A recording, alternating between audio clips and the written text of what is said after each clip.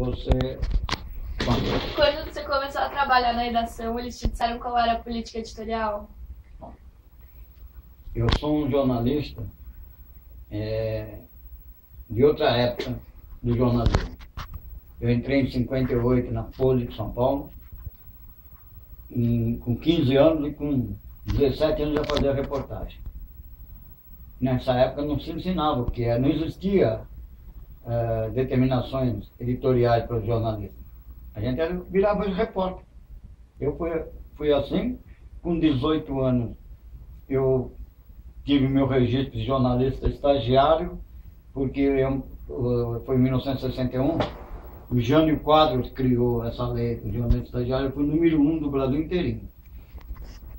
E entrei na redação, comecei a trabalhar, ninguém nunca me chegou para mim e falou, olha, você precisa seguir essa linha, o jornal não gosta disso, não gosta daquilo e tal. Eu fiquei 8 anos na Folha de São Paulo. Trabalhei aqui em São Paulo, depois fui para a sucursal de Santos, onde saí chefe da sucursal. Aí entrei no Jornal Estado de São Paulo, em 67. E nunca ninguém também me pediu nada. Eu entrei, inclusive, era muito comum naquela época, por exemplo, eu entrei como datilógrafo recepcionista de noticiário por telefone. Era a pessoa que pegava a notícia dos outros repórteres que já estavam na rua, pelo telefone, mas eu já era repórter há muito tempo, porque eu precisava da empresa. E 3 meses depois de eu ter entrado no Estadão, teve a catástrofe de Caraguatatuba, e eu me candidatei imediatamente para ir, porque não tinha outro repórter para ir mais, e pronto, dali voltei e já estava na reportagem e tal. Eu fiquei 22 anos no Estadão.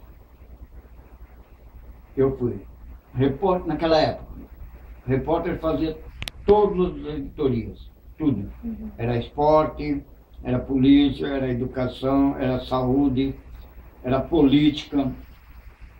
Eu podia, como aconteceu, cobrir a visita da Rainha Elizabeth de manhã e à tarde está fazendo uma reportagem sobre o Esquadrão da Morte.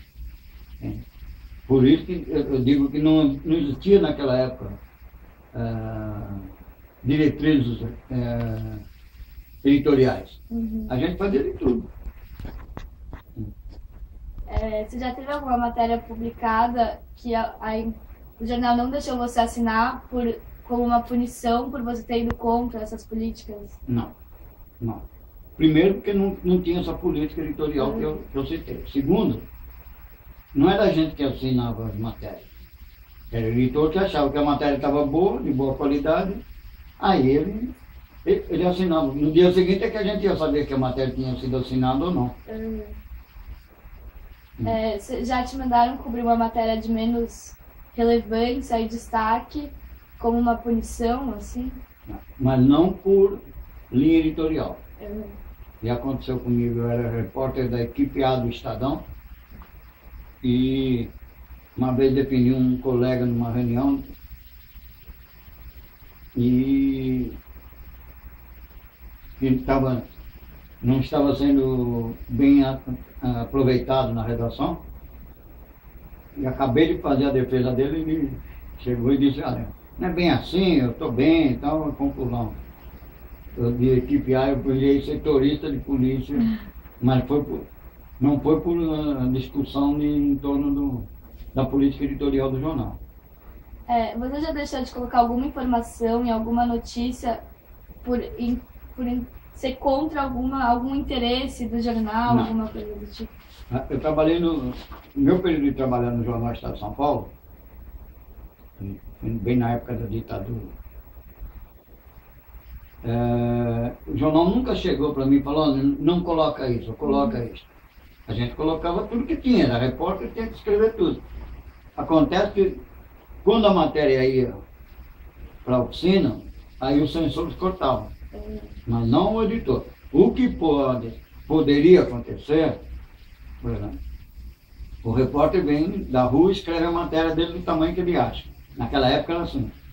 Só que na hora de diagramar o jornal, de fechar o jornal para ir para a impressão, tem um espaço limitado. Então aí o copydesk, que é um cargo que começou na minha época também, pegava essa matéria, essa reportagem, refazia, aí sim poderia aportar alguma coisa, mas não por determinação editorial. Uhum. Você já teve que procurar o sindicato dos jornalistas para reivindicar algum direito seu? Eu fui diretor do sindicato de jornalistas 3 vezes. Já procurei o sindicato de jornalistas para defender direitos meus, mas não assim, para defender, por exemplo, eu era editor-chefe da TV Manchete e a Manchete não pagou a gente durante 6 meses. Aí tivemos que procurar o sindicato para entrar na justiça para fazer. Em consequência dessa falta de pagamento de 6 meses, nós fizemos uma greve que durou também 6 meses na TV Manchete, culminou com uma invasão pela gente da torre de transmissão na Rua Bruxelas, que era o líder do movimento, e a gente colocou a emissora clandestinamente no ar durante 12 horas e tal. Aí a polícia tirou a gente de lá e tal. E o sindicato deu cobertura, mas nunca para defender meus direitos com relação também à política editorial. E como é a relação entre os jornalistas na redação? Tem cooperação ou tem meio que uma rivalidade? Não. Eu trabalhei em redação de jornal 8 mais 26, 32 anos. Não, eu não vi rivalidade nenhuma. Principalmente porque eu comecei numa época em que a gente fazia tudo. Depois começaram a ver as especializações. E com a especialização ficou mais fácil, porque eu não precisava mais me preocupar em fazer matéria de esporte ou fazer matéria de educação. Naquela época você tinha que ler tudo e você não sabia o que o chefe de reportagem ia mandar você fazer. Mas, óbvio, tinha alguns jornais que se destacavam mais do que os outros e tudo mais. Aí poderia haver uma certa rivalidade. Mas mesmo assim, isso aí no dia a dia, a gente liquidava. O jornal naquela época era assim. 2 casos que eu vou contar assim rapidinho. Aconteceram comigo. Eu era repórter de polícia. Uma vez eu estava tomando um café, aí eu vi um camarada falando atrás de mim que tinham apreendido umas notas de R$5, 5.000 cruzeiros naquela época, sei lá quanto, que eram falsificados e tinham sido apreendidos no Jockey Club. Daí eu não fiz nada, fui para a redação, falei com o Clóvis Rossi, que era meu chefe de reportagem. Olha, Rossi, o que eu tenho aí? Nada, tal. Então eu vou aproveitar, vou pesquisar aí atrás de umas notas falsas que eu fiquei sabendo que foram apreendidas. Bom, desse trabalho assim, de bate-papo com o Rossi, eu fui para a delegacia, da delegacia eu fui parar em Araguaína, hoje é Tocantins, mas na época era norte de Goiás, atrás dos falsários, sem minha família saber de nada, eu acabei surgindo por lá e trouxe as notas falsas. A outra, por exemplo, o Jornal Estado de São Paulo tem a 5ª página dele é uma página nobre, não entra anúncio. Eu era editor de polícia, já era editor nessa época. Aí eu vi um anúncio comercial. O príncipe comunica aos seus clientes que para melhor servi-lo aumentará seu capital de tanto para tanto. Então, aquilo me chamou a atenção, falei, isso aqui não tem anúncio nessa página. Aí eu fui na publicidade saber quem tinha mandado fazer aquele anúncio, inserido aquele anúncio. Aí eu descobri que era o Sérgio Paranhos Fleury, que era o delegado do DOPS da época. Aí como eu tinha um certo relacionamento profissional com o Erasmo Dias, que era o secretário da Segurança, eu fui até ele. Falei, olha, cheguei lá com o jornal na mão, falei, olha, secretário, o que é isso que o Erasmo o Fleury está publicando esse anúncio? Então? Aí, pelo amor de Deus, não fala nada e tal. Era um sequestro que tinha acontecido em Dracena de um menino chamado Guto, japonesinho, que eles estavam investigando. Eu falei, bom, eu não vou mexer, não vou dar, mas eu vou botar todo mundo para trabalhar no interior todinho e tudo mais, mas eu quero prioridade nele. Um dia eu fui no jornal para sacar um dinheiro no banco primeiro, antes de começar a trabalhar. Quando estou chegando na minha mesa, toco o telefone e eu irado. Ô, Vanderlei, me dei. Estourado o caso do Guto, se você quiser acompanhar o Tuma, que foi o senador depois, está saindo daqui meia hora do aeroporto de Congonhas em direção à divisa do Paraguai. Se você chegar em meia hora, você embarca no avião dele. Não deu nem tempo de avisar a família, não deu nada. Vamos embora. Cheguei, fiz toda a reportagem, aí só deu tempo de avisar o pessoal, falou, ó, pode preparar todo o material que estourou por causa do Guto e tal.